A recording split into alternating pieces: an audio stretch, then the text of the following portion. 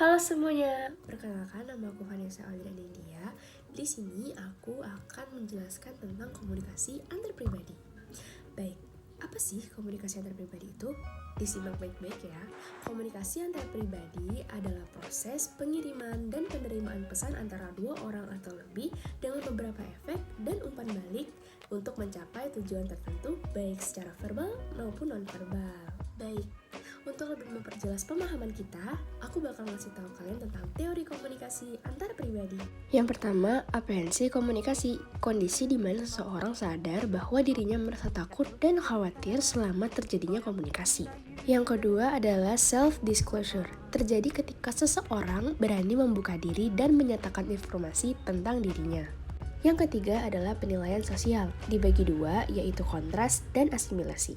Yang keempat adalah penetrasi sosial, yaitu kedekatan antar pribadi yang bertahap. Yang kelima adalah pengurangan ketidakpastian, yaitu bagaimana manusia menggali informasi tentang lawan bicaranya.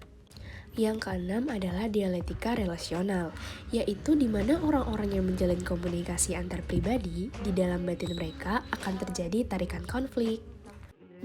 Oke, kita akan lanjut ke karakteristik tentang komunikasi antar pribadi.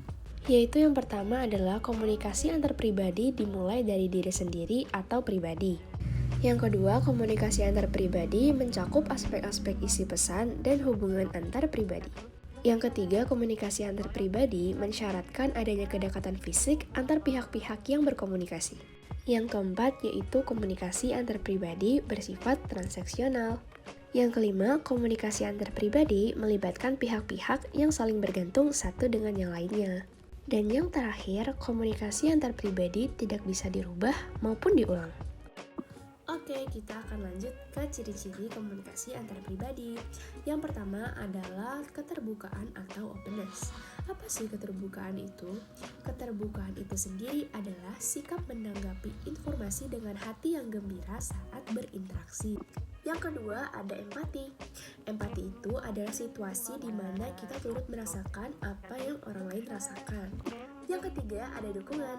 Dukungan itu sendiri artinya situasi terbuka untuk mendukung komunikasi yang efektif. Yang keempat ada rasa positif. Apa sih rasa positif itu? Baik, rasa positif itu sendiri adalah perasaan positif dari dalam diri kita sendiri untuk menciptakan suasana komunikasi yang kondusif. Yang kelima adalah kesetaraan atau equality, yaitu di mana pengakuan dalam diri sendiri untuk saling menghargai teman-teman. Baik, selanjutnya aku bakal ngasih tahu nih tentang jenis-jenis hubungan komunikasi antar pribadi. Yang pertama ada perkenalan, yang kedua ada keakraban, ketiga ada persahabatan, yang keempat ada suami dan istri, dan yang terakhir ada orang tua dan anak. Oke, yang terakhir aku bakal ngasih tahu 3 tujuan dari komunikasi antar pribadi. Yang pertama adalah menyampaikan informasi. Ya tentu aja kalau misalnya kita sedang berkomunikasi tentunya kita tuh bakal ngasih tahu dan menyampaikan informasi dong. Yang kedua adalah menumbuhkan simpati. Dan yang terakhir adalah menumbuhkan motivasi. Oke teman-teman, untuk slide selanjutnya aku bakal ngasih tahu salah satu contoh tentang komunikasi antar pribadi. Stay tune.